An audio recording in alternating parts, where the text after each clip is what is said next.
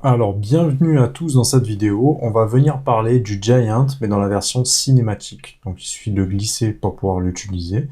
Alors, la grande différence par rapport au Giant classique, c'est que on voit que ici, il y a deux nouveaux volets qui sont apparus. Celui du choix de la source et celui du réglage de la convolution. Donc, il s'agit d'une reverb à convolution. Et ici, va venir pouvoir rajouter une source. Donc là, on pourra avoir un choix de résonance. Alors ici on a le choix donc des overtones, donc ça va être un peu les harmoniques des résonances qui sont agréables à l'oreille, qui vont pouvoir être amplifiées. Résonance, c'est vraiment la résonance, on peut avoir la résonance sans le son. Release, c'est vraiment au niveau voilà, des relâchements, des sonorités de relâchement. Alors Plocket, c'est quand les cordes sont directement pincées et non pas frappées, donc ça change le jeu du piano. Et Noise FX, c'est pour venir réinjecter plus de 88 sons qu'on va pouvoir rajouter, qui vont être vraiment tordus dans tous les sens, pour jouer quelque chose de voilà, qui ressemblerait plutôt à des FX, pour des cinématiques bien précises.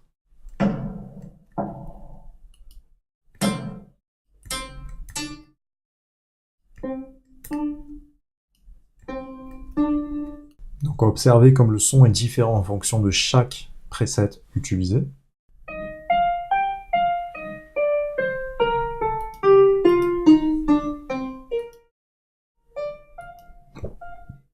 Vous pouvez venir cumuler les effets entre eux, afin de faire un réglage de sound design qui soit plus proche et plus facile à faire par preset.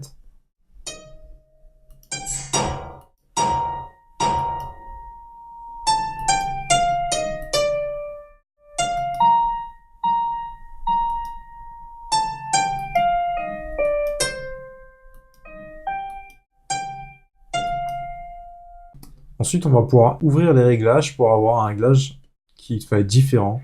On va pouvoir avoir une enveloppe qui apparaît, un contrôle de volume sur différents réglages, donc les différents presets qu'on a, et le filtre qui se trouve tout en bas pour le côté très grave, filtrer le grave ou filtrer le haut du spectre, bas du spectre, haut du spectre. Donc attack, decay, sustain, release. Donc l'attaque, le decay, ça tient. Sustain, c'est le temps que ça va tenir, et relâchement, release. Donc ça va vous permettre de faire un mixage qui va être vraiment très propre en fonction du son de sound design que vous allez pouvoir rapprocher. Donc c'est ça qui est intéressant à l'intérieur de Kontakt, c'est que vous pouvez vraiment venir mixer chacun des sons progressivement au fur et à mesure que vous les rajoutez. Si vous souhaitez sauvegarder vos presets, une fois que vous avez fait vos réglages, vous pouvez venir ici tout simplement. C'est ici que je pourrais venir changer. Et si vous cliquez là, donc vous pouvez venir sauvegarder chacun de vos presets en cliquant ici.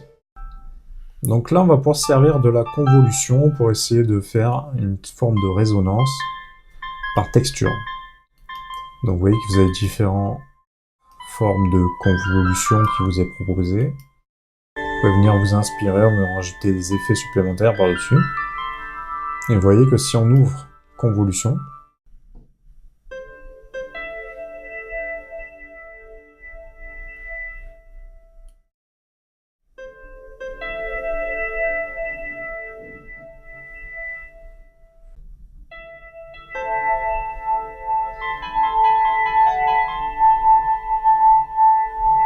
alors, à l'intérieur de l'equalizer, on va pouvoir retrouver un choix de configuration, voilà, proche voilà, d'un système presque mastering, puisqu'on a voilà, un contrôle sur les basses, on a un contrôle de la fréquence médium, un premier médium, avec plus ou moins de gain ici, donc on peut rajouter un embellissement, voilà, des fréquences supplémentaires, décibels de fréquence sur une plage fréquentielle bien précise.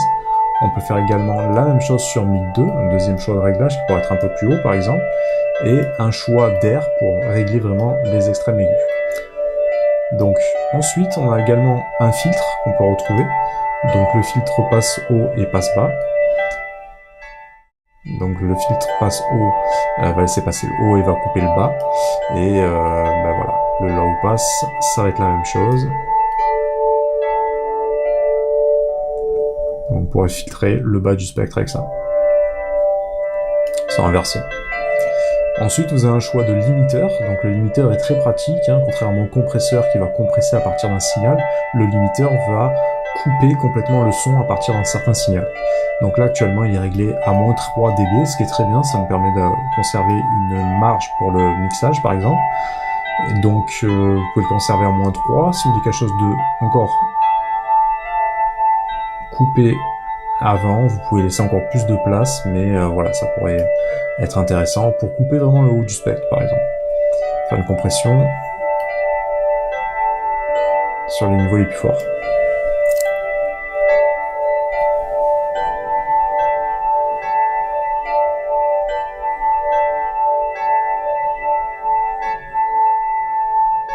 Alors là, c'est une petite particularité puisque bien évidemment tous ces réglages s'appliquent à la fois sur le son général et sur la convolution également. Donc,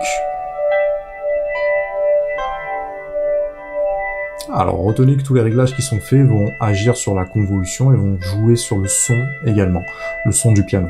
Donc c'est vraiment des mixages d'ensemble que vous allez pouvoir appliquer et qui vont faire en sorte de vous fabriquer grâce à Cinematic le son le plus adéquat par rapport au FX ou par rapport à l'ambiance que vous voulez amener. Donc IR, il s'agit de l'Impulse Response.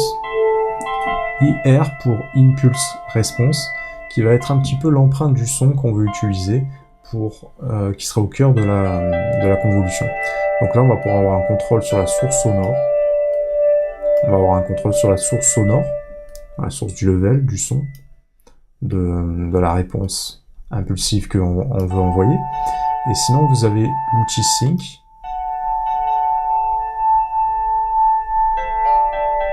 Et là, ça va osciller sur